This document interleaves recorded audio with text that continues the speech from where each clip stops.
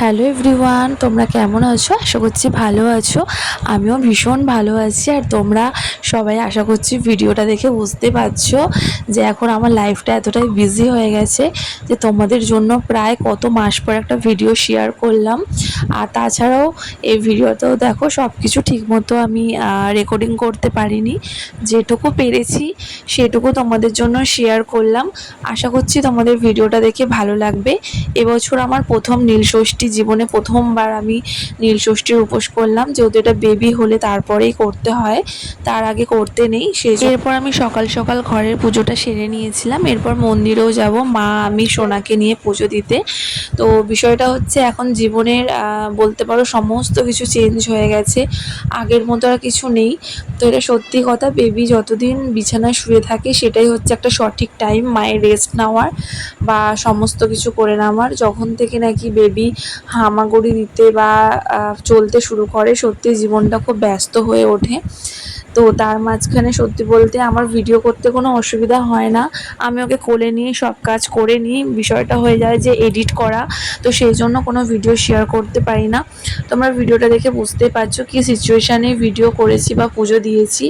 তো ঠাকুর সবটাই দেখতে পাচ্ছে, বুঝতে পারছে, এই নিয়েই আর কি পুজো দেওয়া।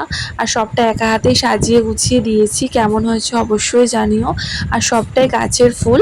আর কয়েকটা জিনিস কেনার ছিল, তখন একটুখানি কুচো ফুলও কিনে আনা হয়েছে।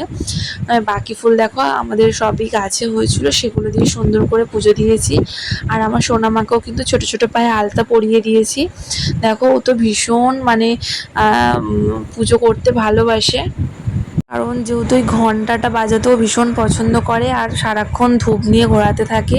আর শুধু পুজো বলে না, ও আমার সাথে সাথে সমস্ত সময় মানে সব কিছু ওর নেওয়া চাই, ধরা চাই, সব কিছু ওর করা চাই।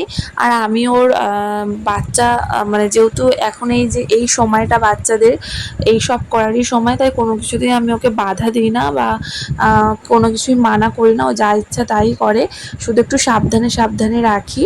এই যে দেখতেই পাচ্ছ মা আরতি করছে, আর ওই দেখো ফলস একটা ধূপ দিয়ে দিয়েছি, সেটা নিয়ে ও ঘোরাচ্ছে। তো সত্যি বলতে এখন আমার সোনামা 5:30 6টার সময় ভোরবেলা উঠে যায়। মোটামুটি 9 মাস পর্যন্ত একটু ভালোই ঘুমাতো, বেলা অবধি 8টা অবধি ঘুমাতো। তখন রাত 12টার মধ্যে ঘুমাতো আর সকাল 8টায় উঠে যেত।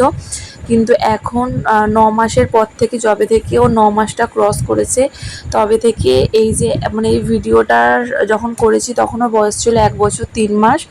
তো আর এখনও যে ভয়েস আমি ওভার দিচ্ছি, তো মানে এখনও পর্যন্ত এটা হচ্ছে চলছে তোমার মানে মে মাস। তো এখনও পর্যন্ত সোনা কিন্তু সেই আর বেলা অবধি ঘুমায় না, ও সকাল 5:30 6টায় উঠে যায়। যে জন্য আমি ভোরভোরই সব কাজ ওকে নিয়ে করে নিই। আর ওই টাইমটা বাড়িতে সবাই থাকে, কারোর না কারোর কাছে দিয়ে ম্যানেজ করে কাজ সারার চেষ্টা করি। তো এইভাবেই এখন প্রত্যেকটা দিন চলছে। তো এবছরের ভিডিওটা তোমাদের সাথে শেয়ার করলাম। যদি ভালো লাগে অবশ্যই লাইক করো।